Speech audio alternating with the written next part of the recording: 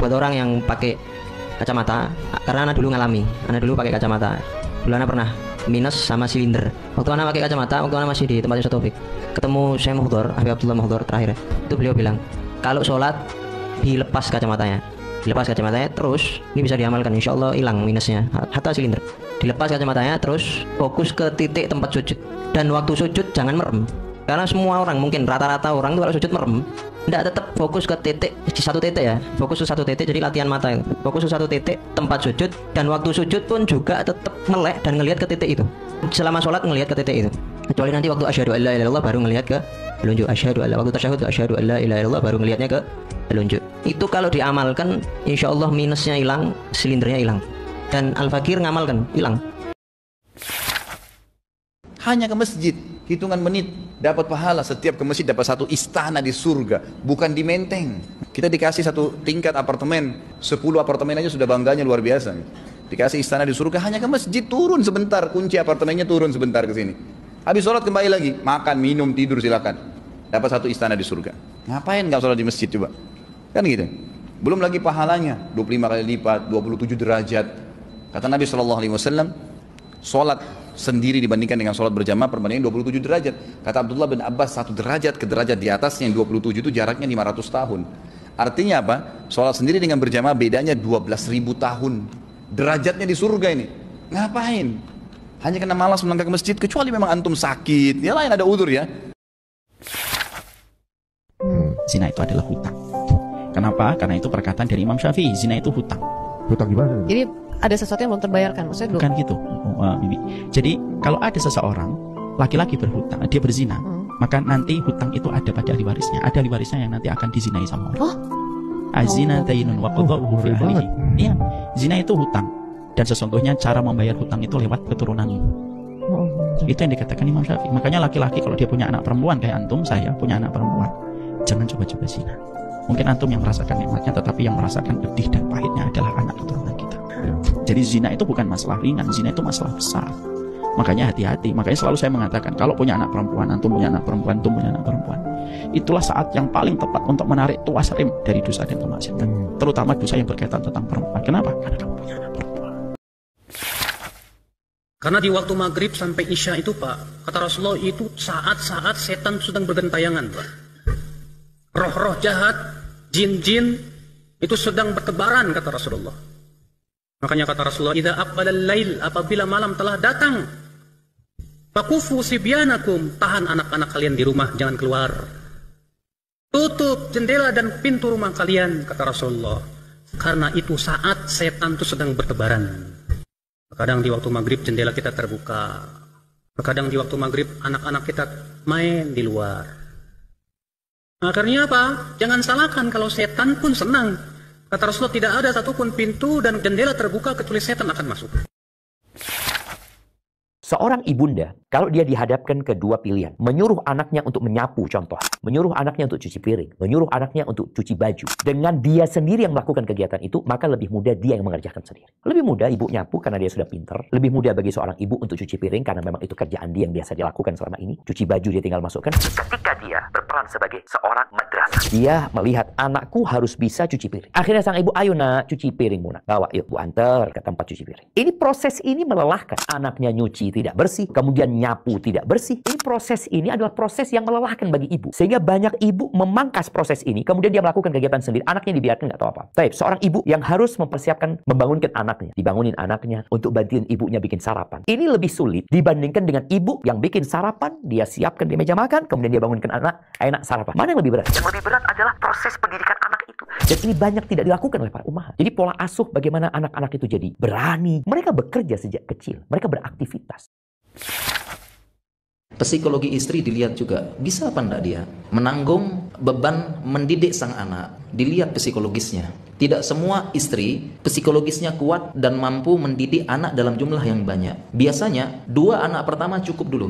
Selebihnya anak ketiga biasanya dikasih jarak. Oke lah, anak 1 kedua jaraknya 2 tahun, diisi lagi. Tapi anak ketiga biasanya istri nanti dulu bang ya. Ini pengen fokus pendidikan 2 ini. Karena kadang-kadang 2 anak saja sudah bikin repot. Tidak bisa maksimal pendidikannya. Dan ingat, punya banyak anak sunnah. Mendidik anak wajib. Memberi rezeki anak wajib. Jangan sampai yang sunnah ini mengalahkan yang wajib, walaupun faktanya bisa jalan dua-duanya berbarengan. Tetapi tidak bisa kita pukul rata, semuanya bisa. Sehingga saat itu harus diatur, tanzimun nasl, diatur. Kenapa harus cinta sama istri walaupun bawel? Karena istrimu adalah wanita satu-satunya yang mencintaimu apa adanya. Ingat, ibumu mencintaimu karena kamu adalah anaknya, anakmu mencintaimu karena kamu adalah ayahnya, saudaramu mencintaimu karena kamu adalah saudaranya. Tapi istrimu berada di level lain, dari yang bukan siapa-siapa kamu. Kemudian dia menyayangi kamu melebihi ibu dan saudara kandungnya. Itulah kenapa kamu harus memberikan nilai dan rasa hormat yang lebih, dan itu pantas dia terima. Seorang anak sering menunda sholat hingga akhir waktu. Ia terbiasa melakukannya dengan tergesa-gesa di akhir waktu. Suatu hari ia tertidur pada waktu maghrib, kemudian ia terbangun ketika waktu isya hampir tiba. Ia segera berwudu dan melaksanakan sholat maghrib dengan terburu-buru. Namun, setelah selesai sholat, ia malah tertidur kembali. Dalam tidurnya, ia bermimpi berada di akhirat. Ia melihat amal-amalnya ditimbang, namun ia terkejut ketika namanya disebut pertama sebagai penghuni neraka. Ia memohon agar sholat dan amal-amal baiknya bisa menyelamatkannya. Namun, dua malaikat tetap menyeretnya menuju tepi jahanam, sehingga ia merasakan panasnya api neraka. Ketika ia berada dalam api neraka, tiba-tiba seseorang menariknya kembali. Anak itu bertanya, "Siapa kamu?" Orang itu ternyata adalah sholatnya. Ia berkata, "Aku datang terlambat seperti kamu yang selalu melaksanakan aku di akhir waktu." Ia pun terbangun dari.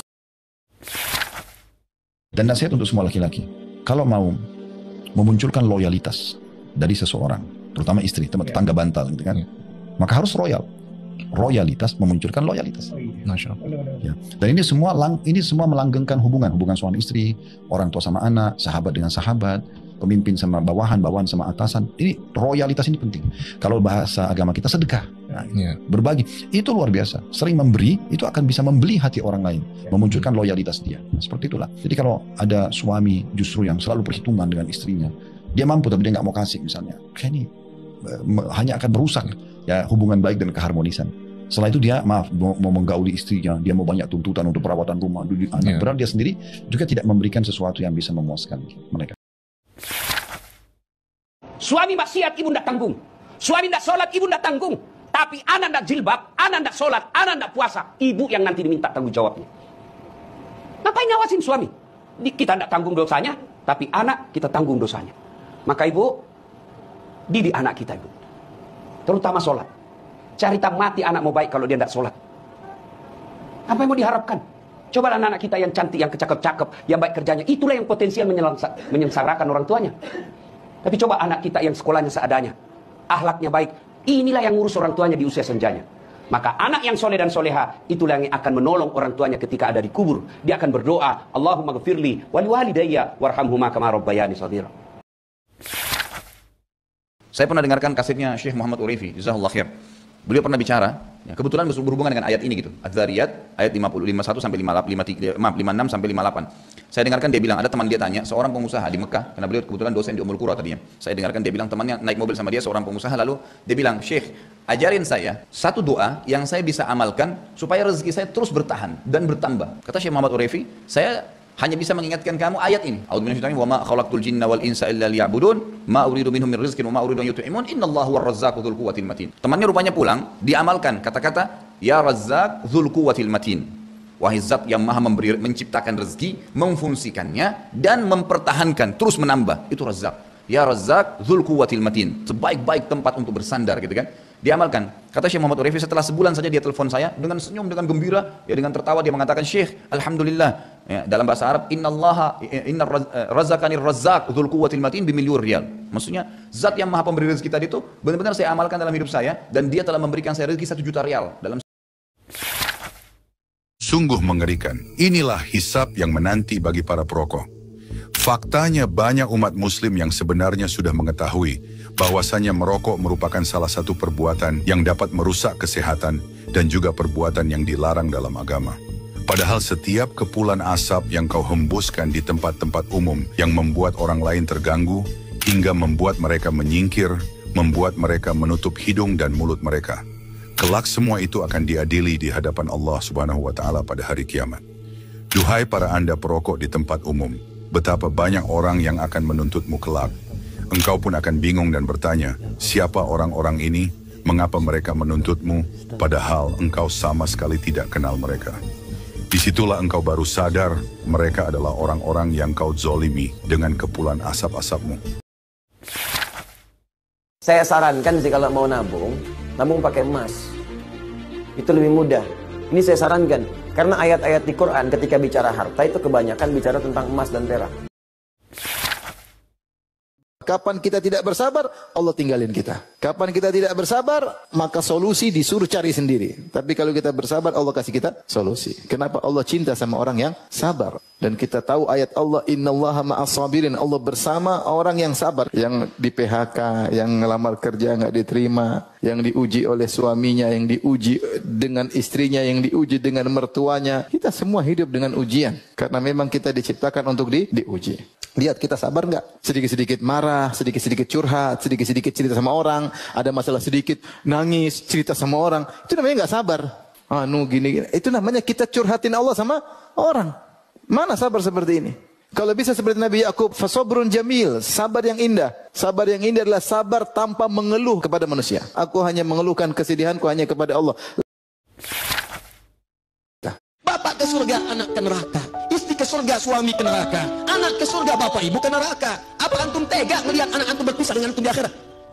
Sedangkan Anda yakin akan ada surga, Anda yakin ada neraka, Anda yakin ada kematian, Anda yakin ada kuburan. Bahkan Anda menyolatkan kawan Anda, mengantarkan dia ke kuburan. Pertanyaannya, Anda yakin wafat tapi tidak siap-siap dengan bekal wafat Anda.